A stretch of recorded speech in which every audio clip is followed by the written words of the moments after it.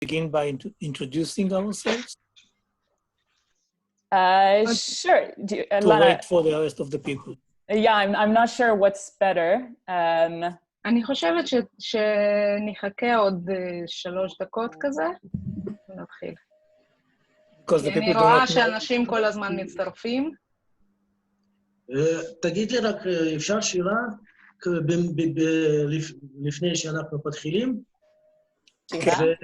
אני פשוט רק אתמול קיבלתי כל ההודעות שקשור למה שהיום קרה עם הזום, ולא הבנתי, אז היה לנו אופציות, אם יש שאלות לדוגמה, ואמרו שצריך הכל באנגלית, או לדוגמה, אם באנגלית אני יהיה לא מספיק, אנגלית שלי לא כל כך מספיק, אז אם אני מבקש מישהו שידע גם רוסית וגם אנגלית יותר טוב ממני, והוא יכול לעזור עם התרגום, שיש לי כמה שאלות לדוגמה, שיהיה קשה לבקר באנגלית, שהאנגלית שלי לא כל כך חזק. אני מדבר אנגלית, אבל לא בליגה כמו שצריך. יורי, אתה תוכל להגיד ברוסית ואני אתרגם. Okay.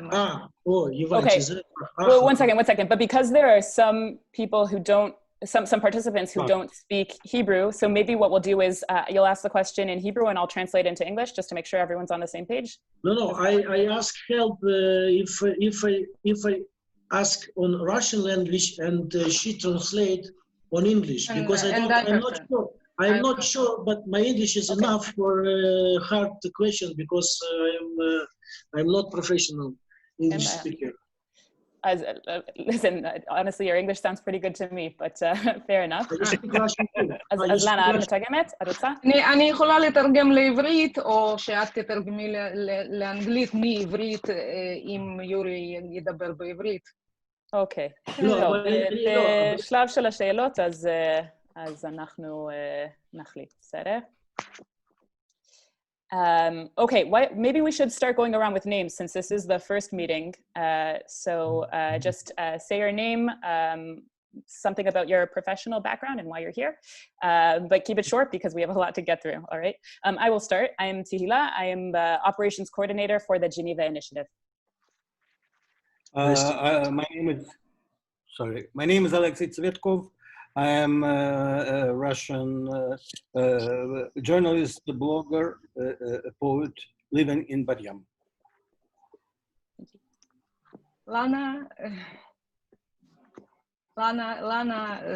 вы меня все знаете я вас приглашала, я, в общем-то, веду эту программу.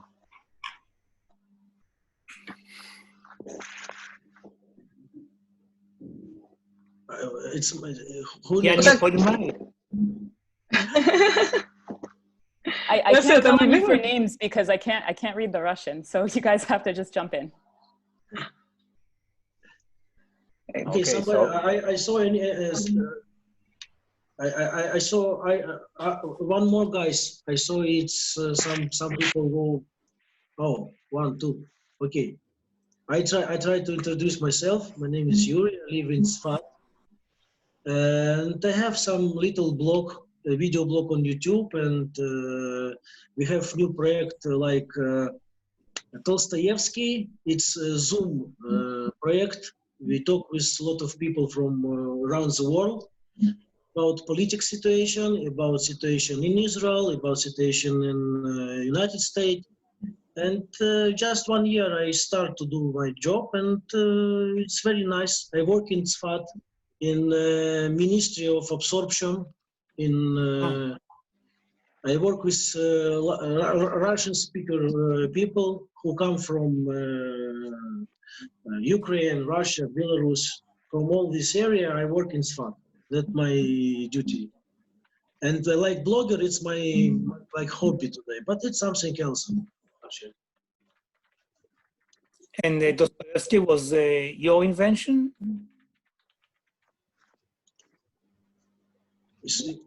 The name? My name? My name is Yuri. Yuri.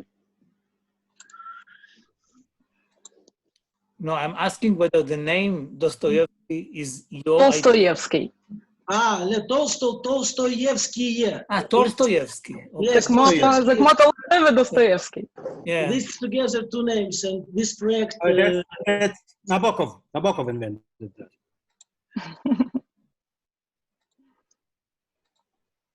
Boris? One lived for a very short while, the other died only in 1910. So the average is normal between them. אני אציג את עצמי בעברית, אני בוריס קריזופולסקי, אני מורה דרך במקצועי, עובד גם עם יוזמת ז'נבה בתקופה האחרונה, כשרנה מזמינה אותי. יש לי איזשהו קשר גם לעיתונות, יש לי השכלה עיתונאית ועבדתי קצת בתור עורך חדשות. וכותב לאתר המיתוסים שהקמנו. My name is Igal Milner. I'm a Facebook blogger, and I have several publications in the site Relevant and in the new political site Conflictopedia. And I live in Petah Tikva. יגאל גם בנה את האתר הזה החדש. כן.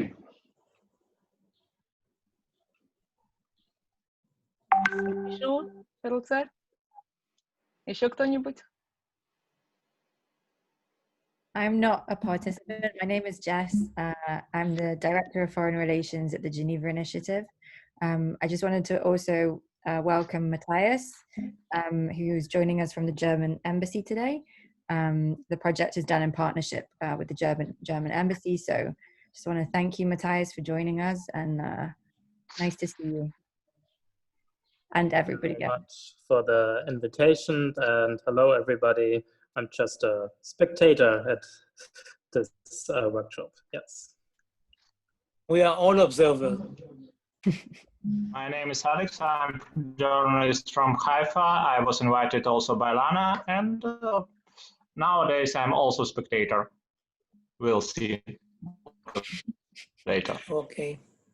Okay, my name is Daniel. I'm from Ramat Gan. I honestly do not know from which perspective have I been invited here. I'm not a blogger, neither am I a journalist, but you know, I'm a spectator. It seems to be so. טוב, לא כולם חייבים. עין, אתה хочешь? עין? У меня тут קצת לא נוח לי עכשיו. אוקיי, בסדר. Okay, so maybe we'll begin, and then if other people join, you can catch them up afterwards. So as I said, I'm Tehila Wenger. I'm operations coordinator at the Geneva Initiative. And I'm not going to speak for long, since our main speaker, and one much more interesting than I am, is Yossi. But I do want to give some context on the Geneva Initiative and this project in particular before we start. So first of all, as Jess said, the project is in partnership with the German Embassy. And thank you, Matthias, for being here with us. So the Geneva Initiative is a joint Israeli-Palestinian initiative that offers comprehensive solutions on all of the core issues in the conflict: Jerusalem, refugees, security, etc., etc. And this is embodied in the Geneva Accord, which is signed in 2003 after a few years of track 2 negotiations headed by Yossi on the Israeli side, Yasser Abed-Rabo on the Palestinian side. And the spirit of that work continues today in the work that we do at the Geneva Initiative. And it takes the form of 2 NGOs, Education for Peace in Ramat Gan, which is us, the Israeli Geneva Initiative, and the Palestinian Peace Coalition in Ramallah, which is the Palestinian Geneva Initiative. The projects that we do on the Israeli side are primarily focused on influencers, on outreach to decision makers and to veto groups within Israeli society, which are groups, sectors, populations that are not traditionally associated with the peace camp in Israel. And this project in particular is focusing on Israeli journalists. So you guys are one of the many groups within that broader project. And you represent multiple target populations for the Geneva Initiative, not only influencers, obviously, of public opinion as journalists and media professionals, but also representatives of a community in Israel which is not popularly associated with the peace camp. So the strategy, the rationale of the project is basically that through you, we can reach broader and critical populations in Israeli society, and by giving you the knowledge, the opportunities to meet with Israeli experts and decision makers and Palestinian experts and decision makers on the other side, we can thereby get to a much broader population within Israel.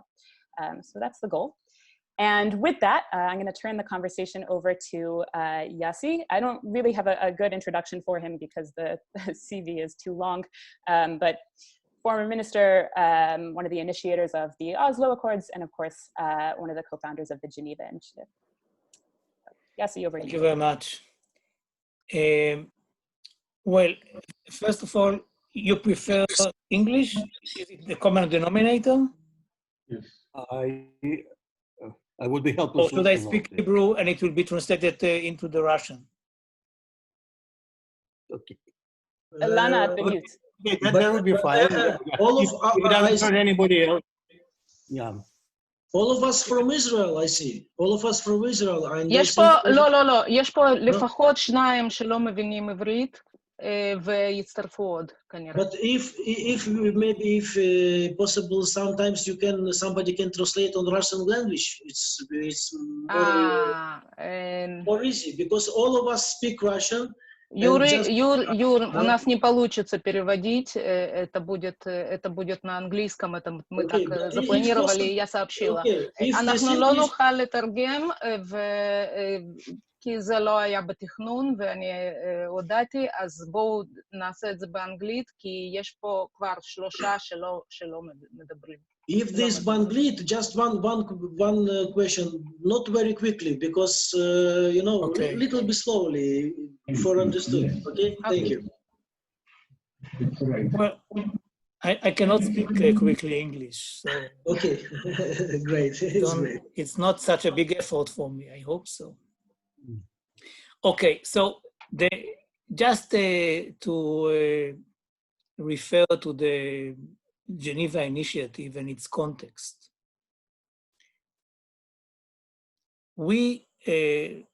I was part of the government of Ehud Barak between 1999 and 2001 as the Minister of Justice. And my main area all the years in different functions that I fulfilled was the peace process with our neighbors. So I was also in the negotiations with the Palestinians, and the last part of the negotiations was already after the beginning of the Second Intifada, and that took place in Taba, Egypt, not far from Eilat, at the beginning of 2001. This was actually the last months of Ehud Barak in power, and it was our last effort to try and see whether there was a possibility to find the common denominator with the Palestinian leadership. The talks began on the 20th of January, 2001.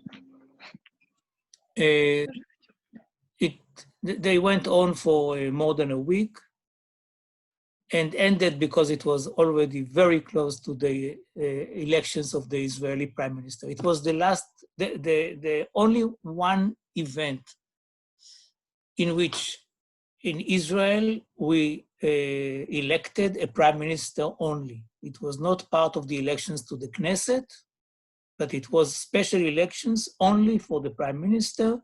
It was between Barak and Sharon won. Now, we had quite a good feeling during the days in Taba that we could find solutions for the different issues. It doesn't mean that we found the solutions, but many of us felt that we were quite close to substantial agreements. Now, after the elections, Sharon wanted me to remain in the government, but I was not ready to remain under him in the government because of his policy. And I was quite free to continue the job because my feeling was that we could do that. But the general feeling was, or has been, that it is actually impossible, that the gap between us and the Palestinians is so wide that it is impossible to bridge such a gap. And my counterpart was then the Minister of Culture in the Palestinian Authority, Yasser Abed-Rabo. And we had a long discussion between us. We were very frustrated that we could not achieve an agreement. We knew that under Sharon, it would be, because he said so, impossible to have a peace treaty with the Palestinians. He was ready for unilateral steps, but not more than that. And we wanted to prove to ourselves that patriots on both sides who see themselves as moderate people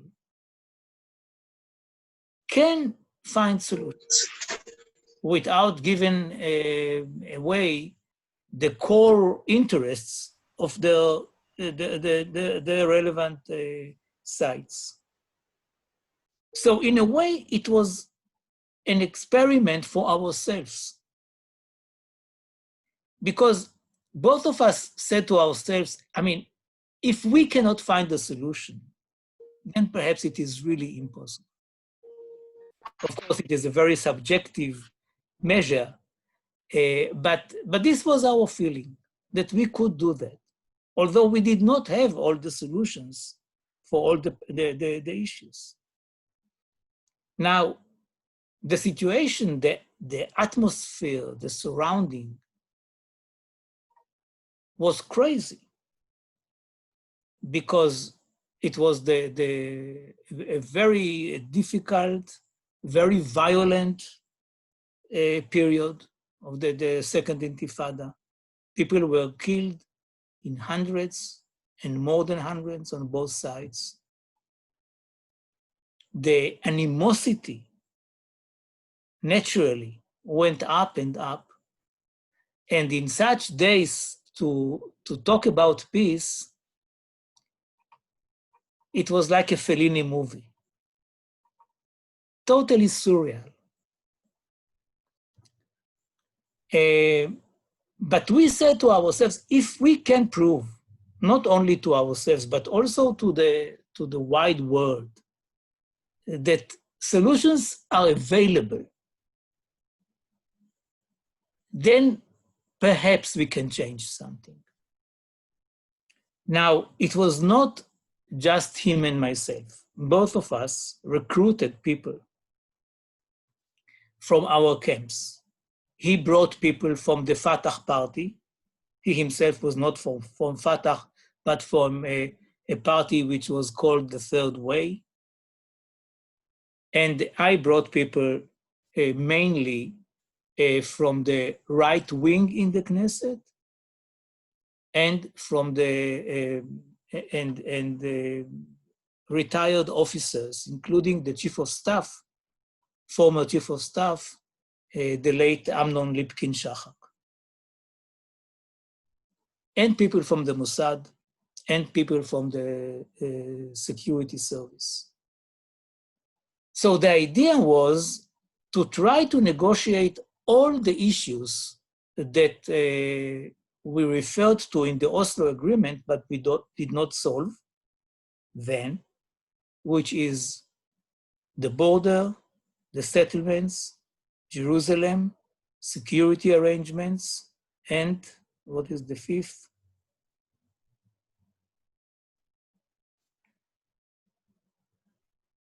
What is the fifth? Okay, there is a fifth. So the success at the beginning was that the people, that there were enough people on both sides, relevant people, who were ready to join us and to negotiate, despite the crazy background and the daily problems. But it was very difficult to negotiate. We did not have a taba, meaning a hotel in which both sides could reside and negotiate from morning to night for a relative long period. Every meeting, and there were no Zooms. There were, by the way, video conferences. But there were so, I mean, when you think about it, it was 19 years ago, it was so primitive and it was so difficult to communicate that it was not a substitute for the meetings. We had to meet and it was difficult. And so it was dragged for 2.5 years. And some of the locations were really mind-boggling. In a car, we used to sit together in the rain and exchange drafts, whatever. I mean, one can write a book just about the way we got to the solutions. But eventually, we did find the compromises. And we increased the groups. I mean, people like Amos Oz joined our group and negotiated with us and others. So we really brought people, I cannot say from right to left because it is an exaggeration. There were mostly center-left people, but it was not only the usual suspects of the left on our side and on their side. Now, during the negotiations, I told about our effort to a Swiss friend of mine who connected me with the government, and the government of Switzerland was very interested to sponsor our project. This is why it is called the Geneva Initiative, although we did not negotiate in Geneva. And they are sponsoring the offices of the Geneva Initiative until today, for all these years, in Ramallah and in Tel Aviv. This is why our work, even today, is possible, because we continue and work on these spaces of the Geneva Initiative. It was a huge thing. I mean, when the news broke up and the world knew about it, there was a very important and a big event in Geneva to celebrate the end of our work. President Carter was there. People came out of Wikipedia to participate. Nelson Mandela greeted us, you name it. I mean, really very, very important names. And it was broadcast live in CNN and other networks. Then we went to the United States. We met with the Secretary of State, and we met with many leaders in the world to present our work with the head of the EU then, and the leaders from Europe and from other places, from South America, China, of course, Russia. And the world was very happy about it because it was for the first time in history that two groups, although unofficial, but it was former official people. So the world knew about many of us. And the fact that we were ready to sign a draft agreement was a huge thing about it. I mean, the biggest papers dedicated to it, 3, 4, 5 full pages and things like that. So and until today, there is no competition. I mean, there is no other another paper in which you have detailed solution on all the issues on our mutual agenda, especially since what we did after 2003 was to write annexes on all these issues and on other issues like environment, water, and so on, 500 pages of annexes. So the project, the Geneva project, is unique. And as I said, there is no competition. I mean, it is not that people said, well, it is not a good one, we have a better one.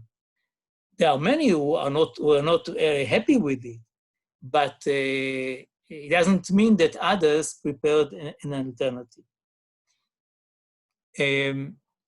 Actually, what is happening today is in many ways in reference to the Geneva Initiative, including the Trump plan of a few months ago.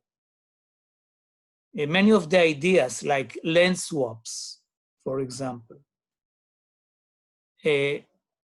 or the place for the Palestinian capital, and so on and so forth, were suggested there in the Geneva Initiative, which is the most detailed one and full of maps of the division of Jerusalem and maps of the future borders. We also did something which was very unique. We sent the agreement in Russian, in English, in Arabic, and in Hebrew, so that every in Israel got it. Now, you have to take into consideration what I'm saying now. It never happened before. I mean, today we don't get real mail anymore, letters, but we still get. The only official letters which go to every address is the taxation, is that notes for elections that are calling the people, giving the people the right to vote and whatever. When you get something which is informal, it is just it doesn't include your address and your name. It is just put in the mailbox. And it is rubbish. I mean, you take it and you throw it immediately away because it is not addressed to you. So the Geneva Initiative paper was the only, and there was nothing later on, the only unofficial paper, the informal paper, which was sent to every home in Israel. So it was relatively exposed to the people. You know that people don't read. So even if they got it on their name to their mailbox, it doesn't mean that they read it. But I remember entering a coffee house in Tel Aviv in those days, and almost on every table, people, I mean, the Geneva Initiative was open and people read it. And we got support of 39%. This was the headline, the front page of Yediot Ahronot, that there was a public opinion poll, and 39% supported the Geneva Initiative. As I said, doesn't mean that all of them really read it. But but there was a wish to believe that we can solve the problem even during the darkest days of the Second Intifada. So the basis, the obvious thing for us are not the obvious thing for the Palestinians. They have different narrative. Their story, the historical story of the Palestinians is very different than ours. Like in many other conflicts, or in every international conflict, what you see is that you have long stories on each side. And when you listen to the story, you tend to have kind of solidarity. You say, oh, really? What a story. You are right and the other side is wrong, of course. And then you hear the story of the other side and you say, hey, you have a point. I didn't hear that from the other guy. What do you say?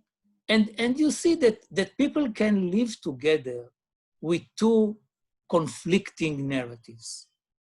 But the fact that the narratives are conflicting really doesn't have to prevent them from being neighbors or good neighbors, taking into consideration that it's not the same story. And usually teaching the young generations their own narrative. And they carry it on and on and on, but it doesn't mean that they have to fight each other because of that. That was our premise. And but the motivation was very different. Our motivation was and has been to assure that Israel is a democratic and Jewish state. And although there is kind of a tension between being democratic and Jewish, it is not mutually exclusive. You have to live with this tension. On the Palestinian side, since they gave up on the idea of having the whole land to the west of the Jordan River under their sovereignty, which happened in '88. The mainstream in Israel gave up on the idea of having sovereignty over the whole area west to the Jordan River and a little bit, or more than a little bit, on the eastern side of the Jordan River. We gave up on it in '37.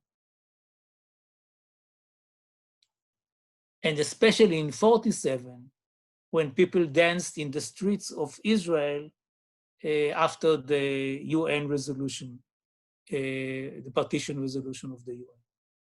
For the Palestinians, it took much longer to accept the idea that although they lived here and we came only since 1882, saying that we want to live here because we lived here 2,000 years ago, they had to accept it, that the world supported our cause. Especially in this very, very special moment of '47, when both superpowers, the Soviet Union and the United States, voted for the partition resolution of the UN.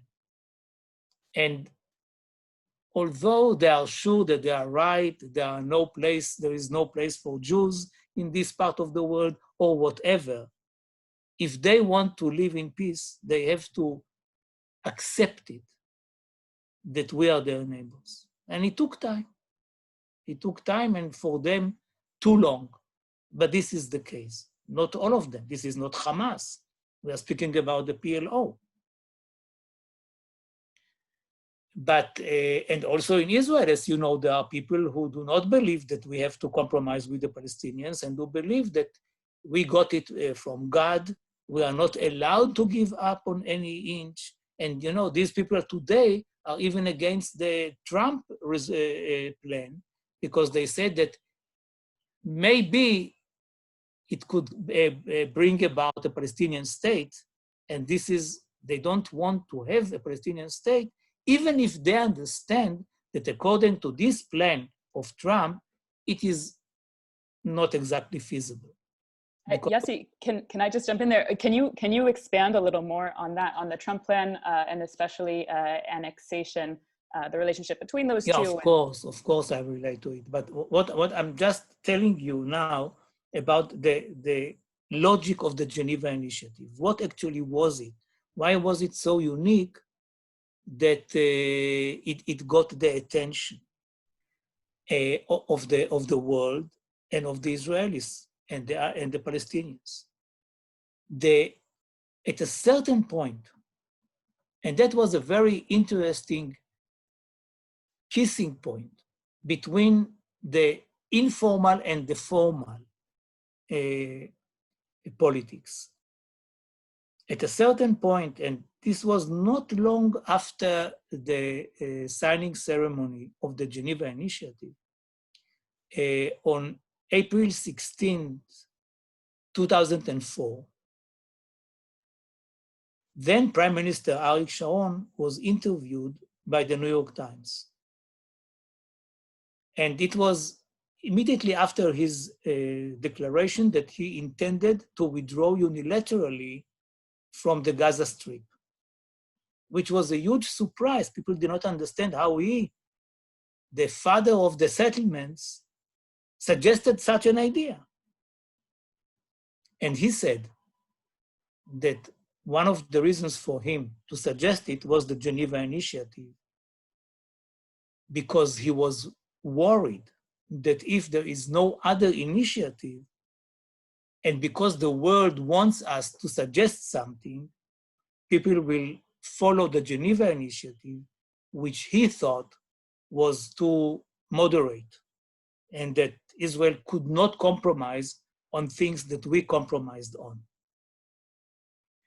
Now, I don't know whether Sharon expressed something which was really the reason for him to suggest the withdrawal from Gaza. Maybe there were other reasons, but the mere fact that he said so to the New York Times means something about the ability of what we call the second channel, the informal channel, to have an impact on the decision makers. And eventually there was this controversial withdrawal from Gaza, and Geneva remained a kind of a reference point for anybody who tried later on to have an agreement between us and the Palestinians. I remember sitting with Olmert when he was the prime minister after Sharon, and he held negotiations with Abu Mazen.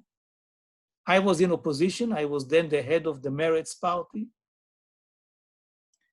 And he sat with me very secretly.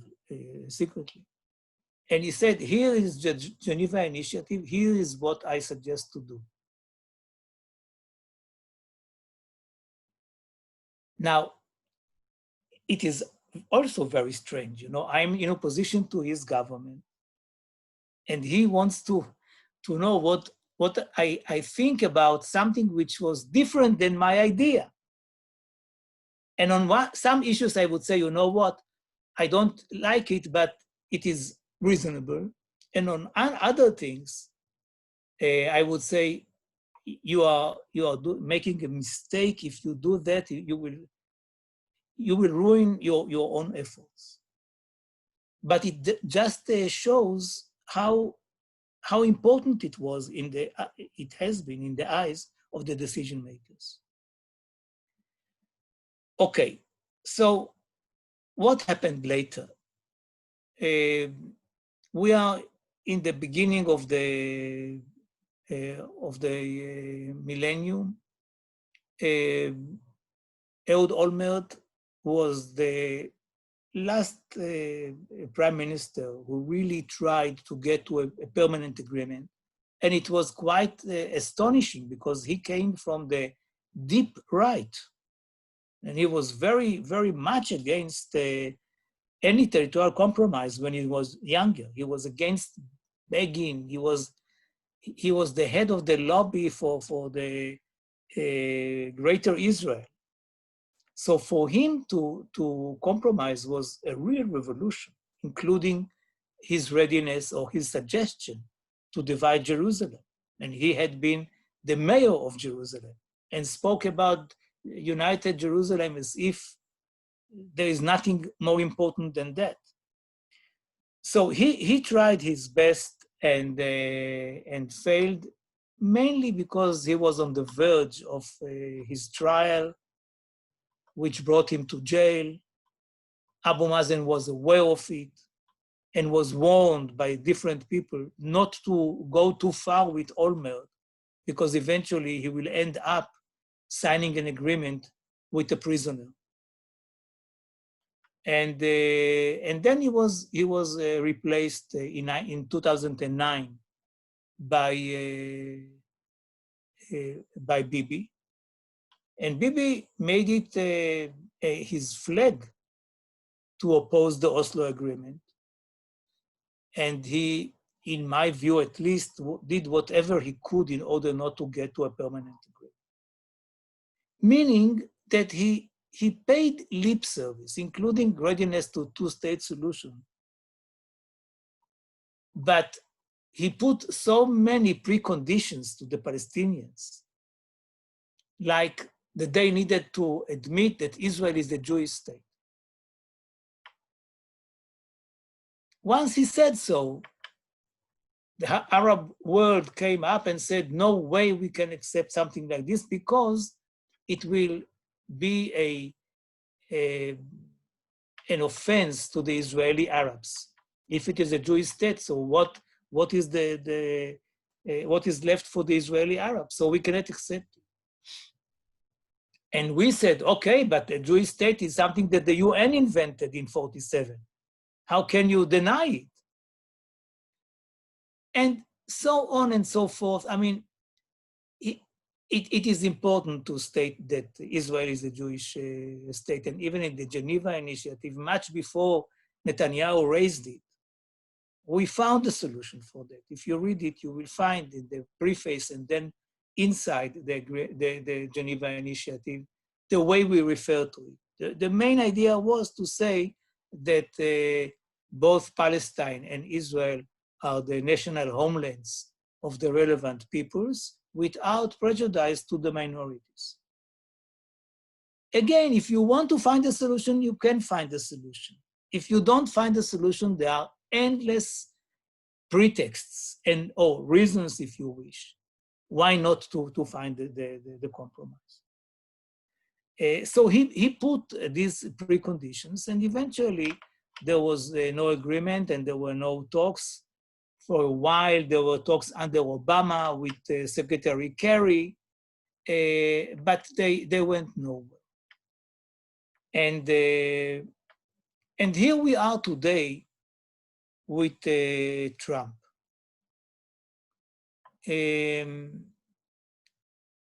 Trump is a very interesting guy and a very ambitious one. And in his campaign, he said, I will solve the Israeli-Palestinian issue. He is a businessman. As you know, he thinks that everything is like business. You can pour some money, find a compromise, people will be happy, and that's it. Because what people want is actually money. Now, there is always something in these generalizations, almost like Freud with sex. I mean, Yeah, sex is important, money is important, work is important, leisure is important, everything is important. But if you say only one thing is important and all the others are kind of decoration, usually or always, you are wrong. And he is wrong too, because it is not a measure, an economic issue. Of course, if both peoples will live in prosperity, they will be very happy. But people are ready to die for their flag. Everywhere. And you ask why? You young people, you have so many years to live, and you are taking this flag, which is nothing, and ready to die for it? Yeah. And if they get money, it doesn't change anything. So he asked his son-in-law to prepare Jared Kushner to prepare the plan. He knew nothing about the Middle East, or almost nothing about the Middle East.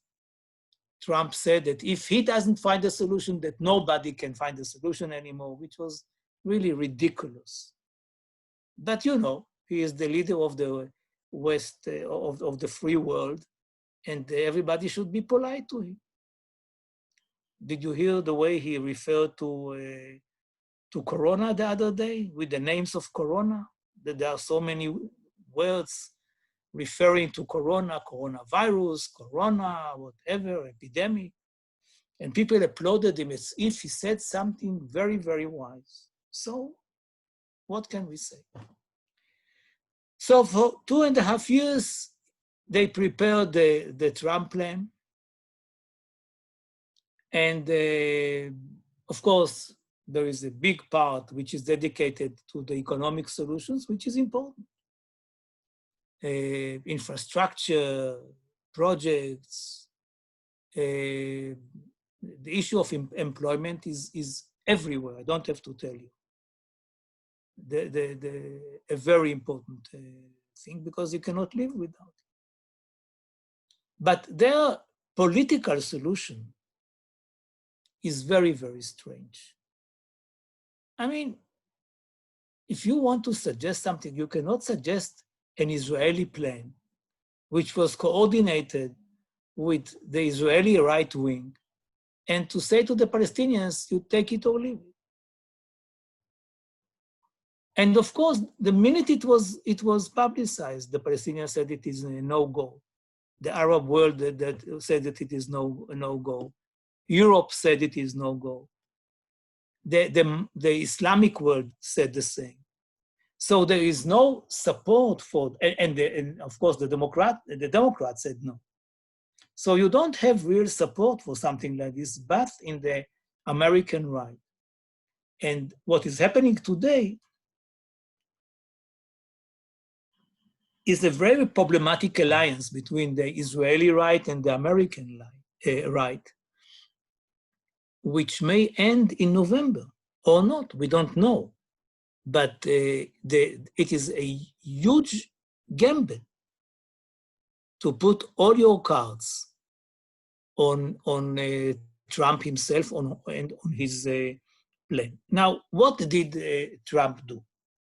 Trump, who suggested, who promised to do something which is totally new, changing all the cards, coming with a big surprise, and had to change his plan at least 3 times that we know about, came with the known lexicon. Namely, if you remember at the beginning, he said, if they want 1 state or 2 states, you remember this? And they should do whatever they want. Here he comes with a 2-state solution. Here he comes with a capital for the Palestinians in part of Jerusalem, a very small part, but still a part of Jerusalem. He comes with land swaps. It is not 100% land swaps, but he suggested a Palestinian state on 70% of the West Bank and land swap of 14%. And about the refugees, it is very problematic because he suggests that the Palestinians will be, that in Israel there will not be one Palestinian refugee, will not be allowed. And in Palestine, Israel will decide about the refugees who would be allowed to enter. That is, no Palestinian can accept something like this. Now, what he said was another thing, and this is where we are today. The plan allowed Israel to annex 30% of the West Bank. Another 30% would be waiting for the Palestinians to decide whether they want to have it or not for their future state. Now, the Palestinians have today 40% of the West Bank under the Palestinian Authority. These are known as Zone A and Zone B. Zone A is under the Palestinian security and the civil authority, and Zone B is only the civil authority, but not the security authority. There Israel has the security authority. So both of them are 40% of the West Bank. They may have another 30% and create their state there if they meet a list of challenges, including, of course, ending terrorism, but also recognizing Israel as a Jewish state, and so on and so forth. The point is that it is not just a plan for peace. It is a plan which includes something that can be done tomorrow by Israel, if Israel wishes so. And this is the annexation of up to 30% of the West Bank, which is very, very problematic. I mean, annexation, no prime minister until today, and you had people who were much more hawkish than Netanyahu, like Menachem Begin, Yitzhak Shamir, and even Arik Sharon himself. They didn't touch the issue of sovereignty.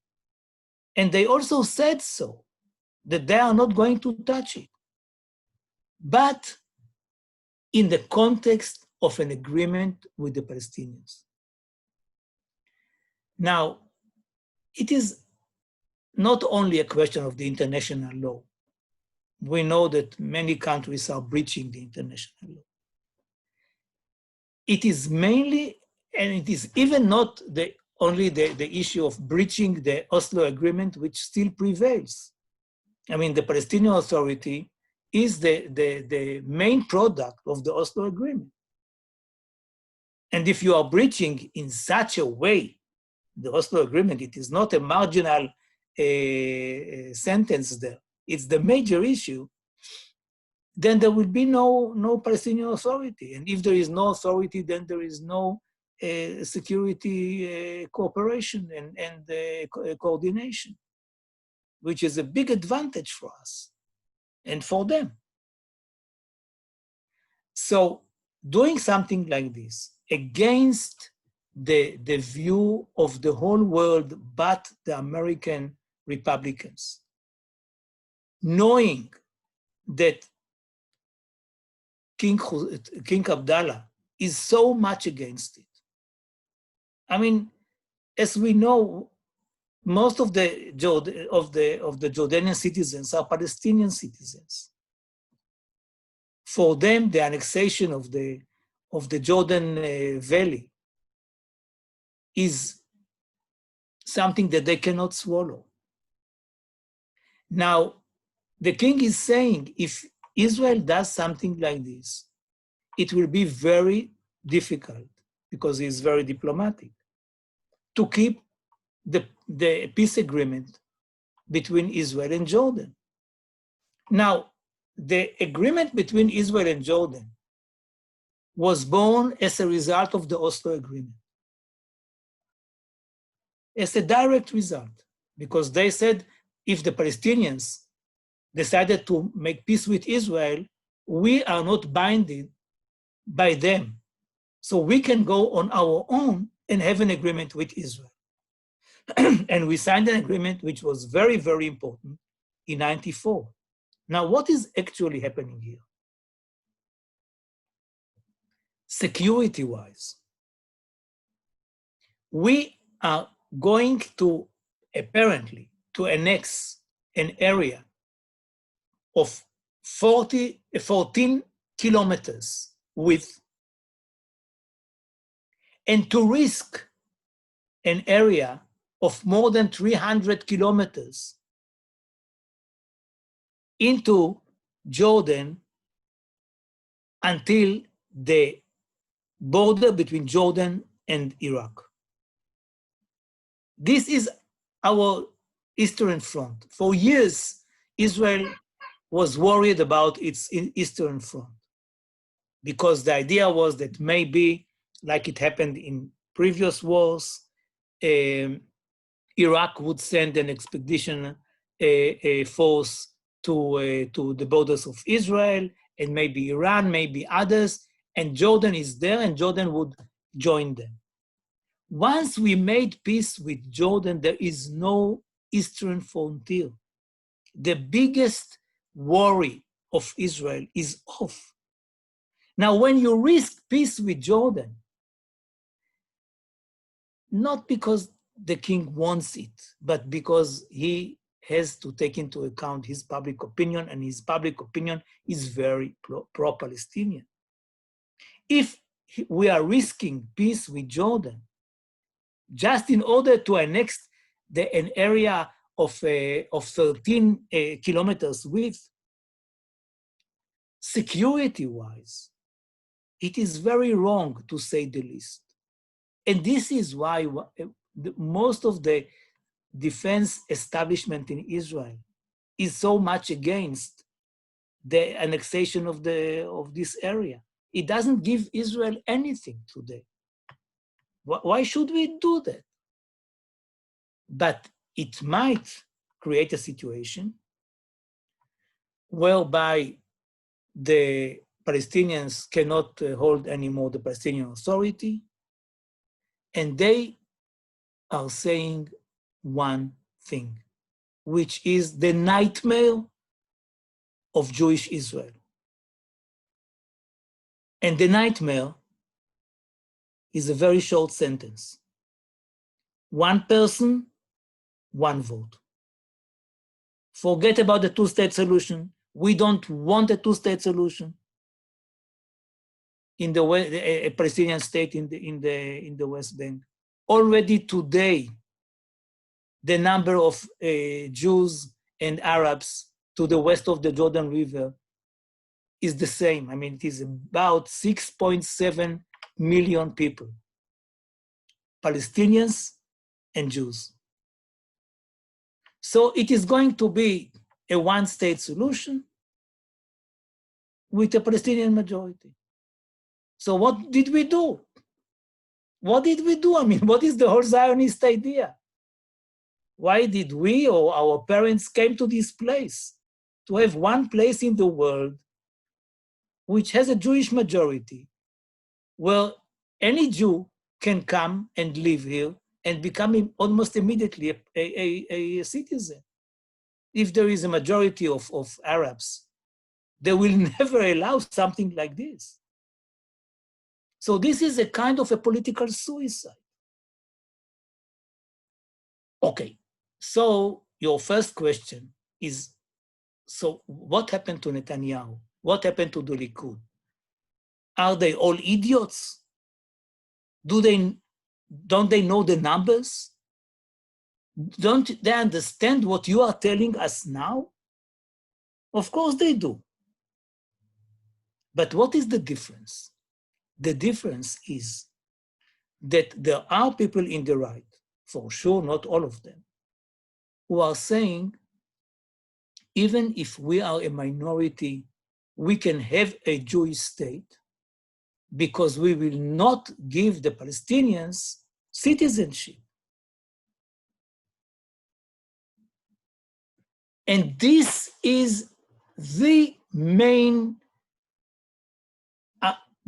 division in the Israeli politics between those who say we cannot accept it, that Israel is not a democratic state, which gives all its citizens the same rights. But for one, Jews are allowed to come and become citizens. Arabs are not allowed to have it, but they will have their own state. And they can decide there that any Palestinian in the world, like every Jew in Israel, so every Palestinian in the world could live in their own state. While another part of Israel, which is still the majority, says we cannot be a non-democratic state. God forbid. God forbid. Most of us came from non-democratic states. We understand what it means. And here we are. Here we are. I mean, I'm of course open to your questions. I think that the moment of today when we talk is a very crucial one, very crucial. As we talk, there is a committee which is meeting now in the United States about the future borders. It is again a very strange situation because the Palestinians are not even part of the talks. We are negotiating with the Palestinians about Israeli future borders and with the Americans about the future borders, and that's it. So, and Netanyahu said that on July the 1st, the talks about annexation will begin, and it's very, very hard to know now what the future is waiting for us with. I really don't know. I hope that eventually people will be wise enough, if even either inside the Likud or because of blue and white, and say, wait a minute, wait a minute. We can have peace with the other side. Geneva is only an example that we can have peace. It doesn't mean that you have to take every paragraph in the Geneva Initiative and implement it. But it proves that reasonable people can make peace and don't do it unilaterally. Here we are. Okay, thanks, Yossi. Let's open up for questions, and let's do it as follows. If you're comfortable asking in English, great. If you want to ask in Hebrew, then I'll translate into English. And if you want to ask in Russian, then Lana will translate into Hebrew. That way everybody will understand one of the languages. Okay, and if I start on English, and if I understood that I'm not enough, I ask to help.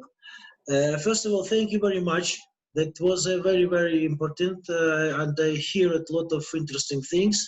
Maybe I can't say that I understood 100%, but I understood enough for my mind, but I can work. In morning, I think what question I want to ask you, and I try to find one question, and I wrote 25 questions. And that was very difficult decision, each one I want to ask. Maybe I have some lucky day, and once I can ask you all of these questions. But first of all, I was deeply right before. I was deeply right because a lot of people in Sfat, when you talk about peace process, peace agreement, all of them, as usually say, we are afraid to do this. Because if Palestinian, there's just some play, some game, and when we have any agreements, Palestinian want more. People afraid this because a lot of people don't understand, and they think, and who I think don't want peace agreement first, who don't want this United States, because United States say we want, but when I see what they do, it's difficult, it's different, it's big different. And what for our governments have to do this if United States don't want? It's very a lot of question about this. Maybe government in Israel can do something what they want because United States don't want.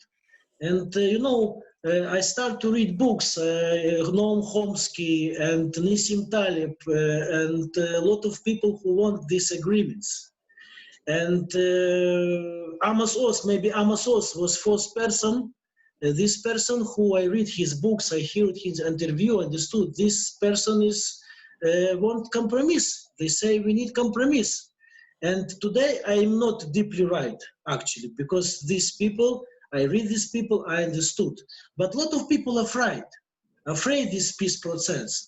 And my question is, why I or you or some Palestinian have to found this decision? Why not all people, when all people know? Maybe referendum, I mean plebiscite, when this all person in Israel and in Palestine give his voice, a vote. Maybe a referendum is understandable, yes? A referendum is understood. Yeah.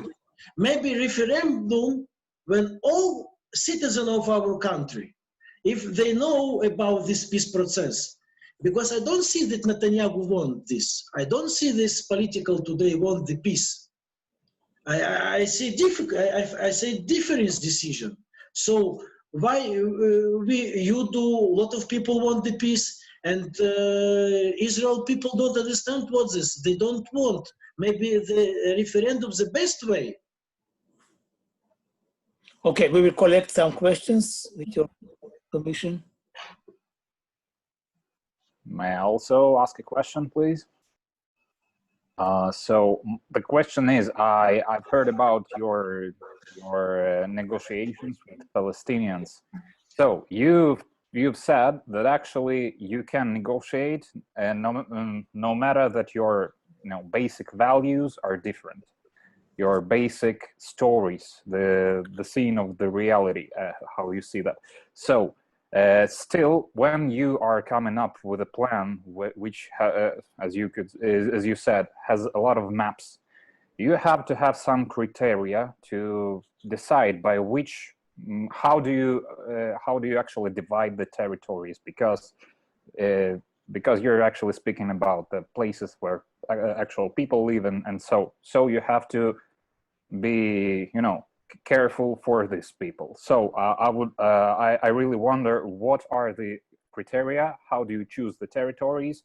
How do you negotiate them with the Palestinian side, and what have you came up with so far? Okay, yeah. Alex, you're on mute. Micro. May I ask a question? Just Alexander. Let's do Alexei and then Olga. Yeah, I have a short question, basically about the annexation.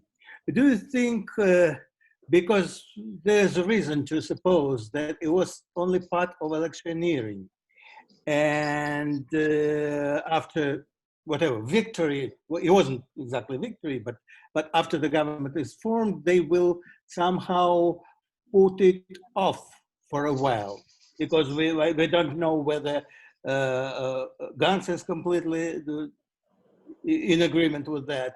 So whether we do expect it immediately, or it is something that they keep as a tool, possibly, to influence public opinion. That's my question. I would like to ask, in the light of last elections, what is the fate, in your opinion, of Israel left? This common sense, but I think it was Voda and Meretz and all the common sense parties that were against annexation. They don't exist anymore, actually, as they were, as the ideology. Do they have any future? Because we have, if we want to make the change, we have to make it from inside also.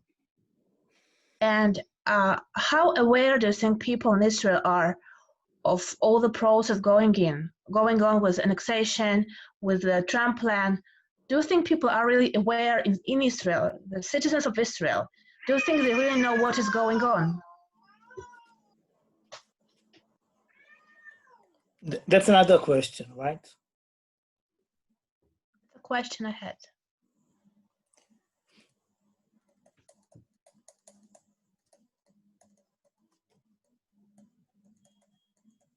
Anyone else? Okay, so let's begin with the last question. First of all,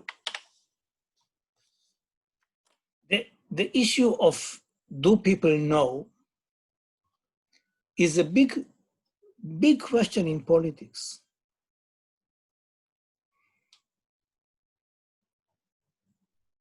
Most of them don't. I mean, the level of ignorance sometimes is unbelievable. You say things that you know, or you feel, or you think that everybody knows, that you don't have to, I don't know what. You say that a UN resolution, and people are asking, what is the UN, right? I mean, questions that you don't expect. But this is the general situation in the world. Ignorance is a common denominator. It is a very deep phenomenon which explains why people are sometimes ready to follow stupidities, like the joke of Trump the other day with the names of the pandemic, or when he tried to imitate Mrs. Clinton, if you remember, during her campaign, that she fainted. So he went out and said, look how she went. I mean, and people were so happy. And you ask yourself, how come? How come? And when he said that if he stands in the Fifth Avenue and shoots, people will applaud him. You thought that it is the end of his career. It was only the beginning. Now, apparently it is not educated people who follow him. But this is democracy. I mean, you have in democracy, I mean, part of it is that you have to talk to very ignorant people. I mean, maybe they are knowledgeable about in other fields, in chemistry, whatever. But on those issues, there is a relatively small group which knows what you are doing. This is one of the reasons why the referenda is frightening. Look what happened in Britain with Brexit. They shot themselves in the foot. But the majority said, well, who needs Europe? Who needs Europe? We are on ourselves, it's the best thing. And then they found out that they could not draw the border with North Ireland. They didn't even think about this issue. So this is politics. It's a very delicate issue. You talk to the people who want to listen to you. Most of these people have a basis, read papers, listen to the radio, watch the TV, even if they are not doing it in a very orthodox way, but they know things. But sometimes it is you are talking to people who know nothing, almost nothing. And this is why, I mean, you have to be very careful. I mean, I'm not enthusiastic about referendum because of that. So many people cannot get into the details. It is not that they are illiterate. No, They are reading, they can read something, but when they read it, especially peace treaties, they are so boring, so boring. I mean, you have to be in a special mood in order to read treaties. Even when you buy your apartment and your lawyer says, please read it. Maybe there is a problem there that you cannot sign. Okay, if you are happy with it, I sign. Where should I sign? You want to get rid of it, like a child with homework. And so I can understand, I mean, I live this life of peace agreements and drafts and whatever, and I can see the difference, the delicate difference between one and another, but normal people are not there. So to ask them in a referendum to decide on something like this is very problematic. Having said that, in Israel, you have a law which says that if we are having a peace treaty which includes territorial compromises, and this is the only peace treaty that can be signed, there should be a referendum. So the answer to your question is very simple. You have a law. There will be a referendum, apparently, before an agreement will be signed. So people don't understand exactly what is going on with the annexation. Some of them, you saw perhaps the public opinion poll that only 4% believe that it is of importance. 4%. I mean, they have the pandemic, and they have the problems of unemployment, and they don't know how the future would look like. What is going to happen in the next week? My daughter-in-law entered today a quarantine because in the other room there was found somebody with a pandemic. She came to work this morning not knowing at all that she should spend the rest of the next 2 weeks in isolation. I mean, life is very, very difficult everywhere. So dealing with annexation today is really between a joke and a tragedy. But people are not aware, and they don't understand why is it important today. Had anyone suggested to annex the Jordan Valley if there were no elections in the United States? If there was no fear that the leader of the free world would not be re-elected because so many people believe that he's a psychopath? The only reason is the elections. There is no security problem. I mean, it will create a security problem, as I said, but there is no urgency. There is no security problem. There is nothing there. And the king, who is our best friend, is begging us, begging, don't do that. About the future of the Israeli left, it is sad for me to see the situation of Labor, which was my party, of Meretz, which is my party. But the end of the day, I know one thing. As a political scientist, but not only that, the democracies in the world are divided between kind of left and kind of right. You have the Republicans, the Democrats, the Conservatives, and Labor. You have it everywhere.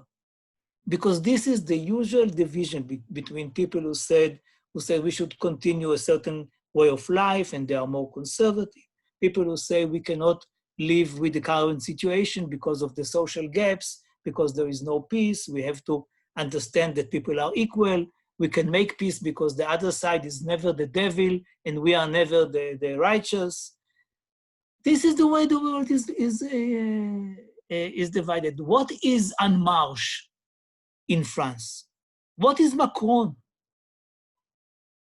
What is Macron in your view? I mean, is he a leftist? Is he a rightist?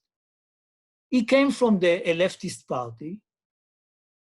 He went to the center. He created a party, a big party, the biggest party in the parliament, a huge victory over an incumbent who was his patron. And En Marche, what is the ideology of En Marche? It's like Kadima, Kahol Lavan. All these parties are En Marche. Now, what will happen in the next elections? We don't know. If there is another En Marche, he may be elected and we will forget Macron. But Macron's party, the people there, were not invented by him. When you see the people, and I know some of the people who were ministers there, or are ministers there, they came from the Socialist Party. And he came from the Socialist Party. You know, between us, don't tell anybody. The father of Gantz was a apparatchik in the Labour Party when I was the spokesperson for the Labour Party 200 years ago. He's not coming from nowhere, okay? So, and many of his people, many of the ministers of today are people who voted Meretz just a few years ago. How do I know? Because they told me. So it is not that the left evaporated and we have just a rightist government. Had this been the situation, had the right been so strong, the right could have formed a government 3 times in the last year. And it didn't, because it was too weak. Who were the others? You have the Arab parties, which are not exactly left. I mean, you have the Communist Party, but you have also the Islamic Party. So they are connected to the leftist part, although they are not necessarily leftist by themselves. And you have today the Yesh Atid of Lapid, which is not leftist, but it is liberal, it is center-left, it is for compromises, they are not for the annexation, they are for they want to keep or to guard the Supreme Court and all these things which are so characteristic of so characterize the liberal and the progressive parties in the world and in Israel. So what happened is not that the leftists evaporated, but that the parties evaporated. And the leftists are there.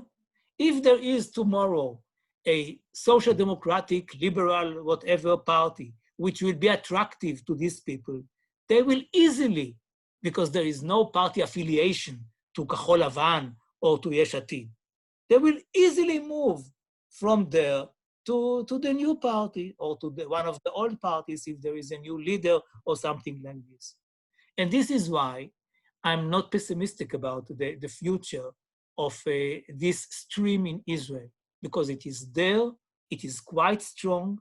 It was not strong enough in order to form a government, but it was strong enough to prevent the right from forming its government, which is Thai. And since 81, this was the year in which for the first time there was a tie in the results of the elections. Until 77, it was always Labour. In 77, it was a big victory of the right. And from 81, we have 47, 48, 44, 41, 40, 39, etc., etc. It's almost the same thing, because the left cannot win without the Arabs, the right cannot win without the religious parties. This is the situation. And it is there.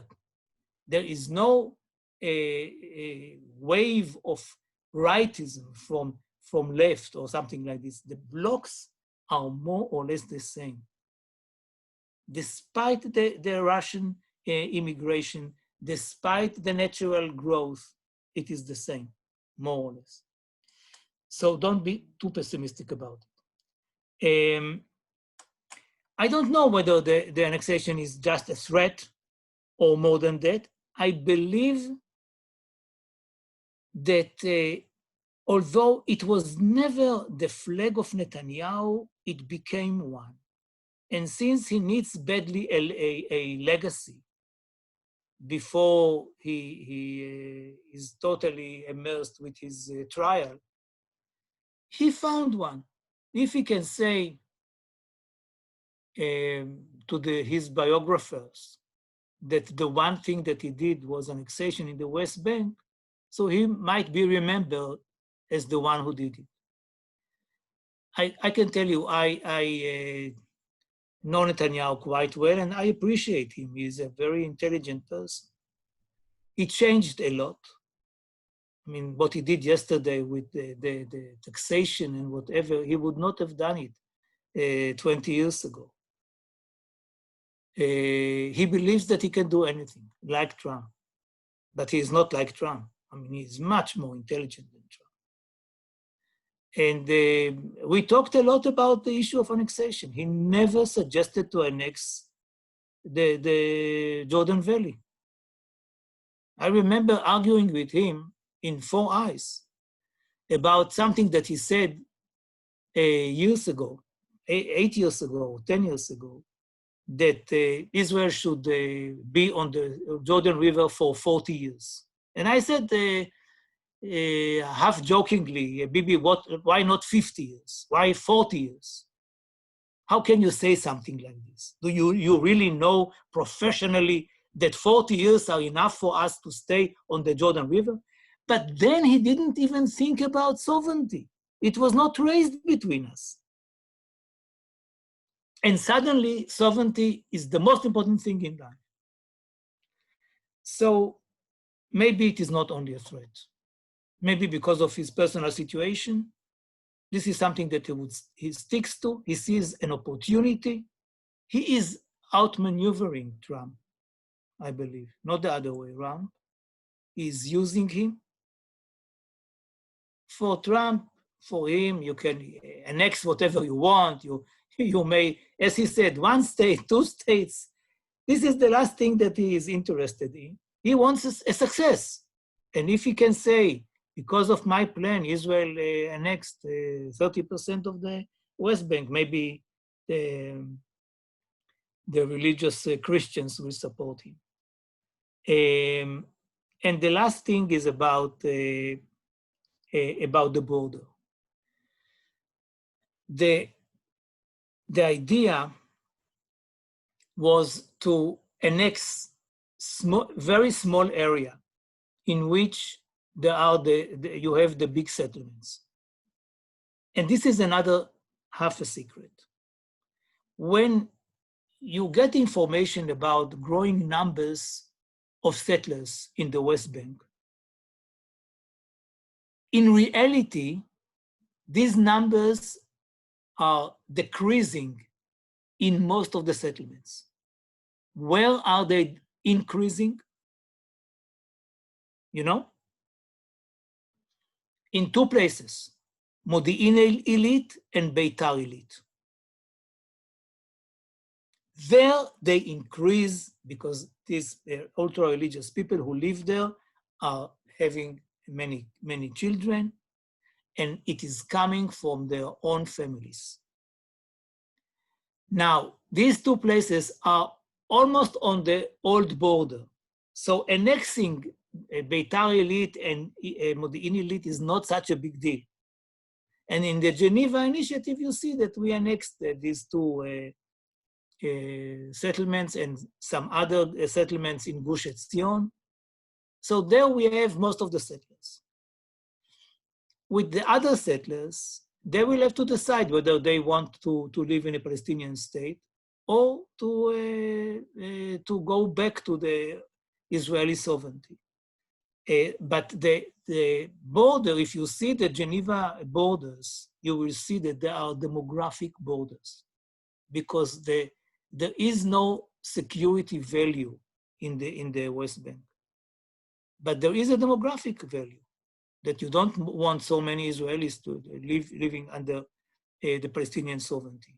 So it is only those, the ultra-religious settlements which are relevant, really relevant to the issue of demography. We suggested to annex 2.25%. That's all. And one of the reasons is that if we annex part of the West Bank, we will have to have land swaps. And the land swap cannot be partial. It should be 100% of what we annex. Now, Israel doesn't have 10%, for sure not 30%, to give to the Palestinians. Sovereign Israel is very small. So when we studied all the areas, if you don't take into account the desert, which are relevant for the Palestinians, we found out that the main areas are around the Gaza Strip. And there are two areas which are suggested by the Trump plan. And if you can't sleep at night and you want to read something boring, and you read the Trump plan, you will see two areas in the south to the Gaza Strip, which they suggest to swap for the annexation which Israel will do. And it is actually originally coming from us. Now, if you really want to give them exactly what you take from them, you don't have enough land in Israel to do that, unless you give them populated areas. And this is something that we don't want to do. Thank you very much for being so patient, and good luck in whatever you do. And see you in the future. I will be more than happy. תודה רבה. תודה רבה. תודה לכם. Yossi, thank you so much. Guys, the participants, if you can just stay for 1 minute, I promise it won't be more than that. I do want to talk to you guys about the continuation of the project. Okay? Taylor, slicha, Taylor. Not so quickly, please, please. Okay, I'm with you. I'm with you. Sorry. Okay, so let's talk about what's next. As everybody here knows, Corona is not only still an issue, it's getting worse again, yay. And that seriously affects everything in the project, our ability definitely to take you guys to Ramallah, but even just to meet in person together here. So we're monitoring the situation, and we're constantly trying to think of creative ways to keep going with activities, whether it's on Zoom or through some other means, with the hope that eventually, maybe in a month, 2 months, we'll be able to put you on a bus and take you to the West Bank to meet Palestinians, or take Palestinians to Israel to meet with you here. It might not happen like that. It might be on Zoom. It might be through some other forum. We will keep you updated, but just to give you an idea of the continuation as it's supposed to be, what comes next is a meeting with Palestinians in Ramallah, and after that, a 2-day seminar here in Israel, where you meet Palestinian speakers, Israeli experts, whether they're decision makers, former officials, security experts, political scientists, etc., etc. Lana will be in touch with you, and we'll let you know what happens. If you have any questions, feedback, whether about this or about the project in general, we would be really, really happy to hear from you. That's all. Всем спасибо большое, остаемся на связи. Пока. До свидания. Всего доброго. Литрот. Bye. Bye, guys. Goodbye, all. See you. До Bye свидания. to all. Have a nice evening. You too.